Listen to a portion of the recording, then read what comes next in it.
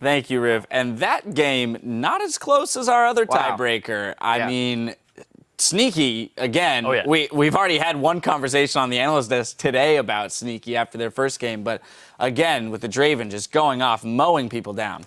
If we go back to yesterday's expectations of today, you're thinking CLG has this easily because Impulse looked awful, right? There's no way that CLG will lose. Cloud9 would beat TSM, and then we'd even see this game. It was the But now, perfect now they're second place. Unbelievable. Yep. Yeah. And so the Draven, right? The Draven. The Jarvan. The Zac. The Jarvan. The Zac. We had the Vayne on the other side. Like, Why the Vayne? Why the Vayne?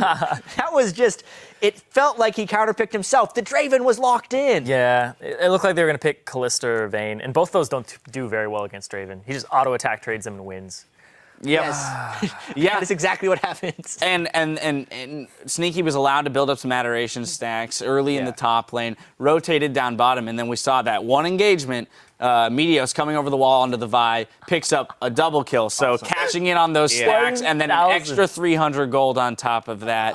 And that comes back with a Youmuu's and a completed eye edge from there. He's critting people for 800 at 27 minutes. Like, he was so fed. He was so fed. Sneaky's Draven was awesome this game. And honestly, Cloud9 played really well. Yeah. Whether it was Cloud9 playing well or CLG being a step slow, it's probably a bit of both. Because the early game here, where Meteos picked up first blood in between the turrets, where CLG didn't seem to be on the faster side of any of the rotations, despite having wards down, and the fact that whenever they tried to make a collapse, it was completely out of sync and their team fights were scattered.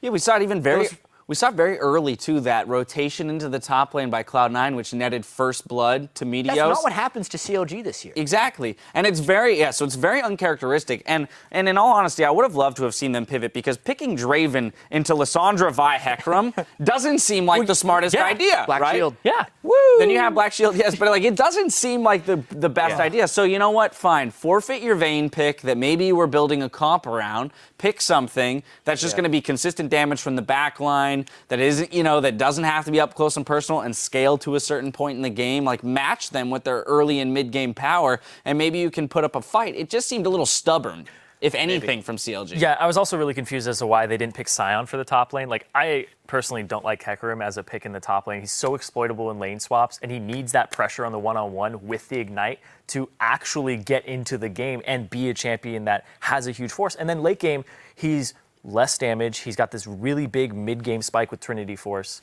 So Zion missed those spikes because they camped him, and Draven was way ahead. Even though he had some armor, it just surpassed it. So the fact that they were going into Champion Select with this strategy from CLG's side, you can tell that these teams had not had so much prep for this game, and that's another reason why C9... Because nobody expected it. Exactly, right? Nobody expected it. You can tell. And C9 were like, comfort picks. Let's just go with the Draven, go with the Zac. We trust each other. First pick Maokai. They picked the blue side just for that, and they let it through from CLG. Yep.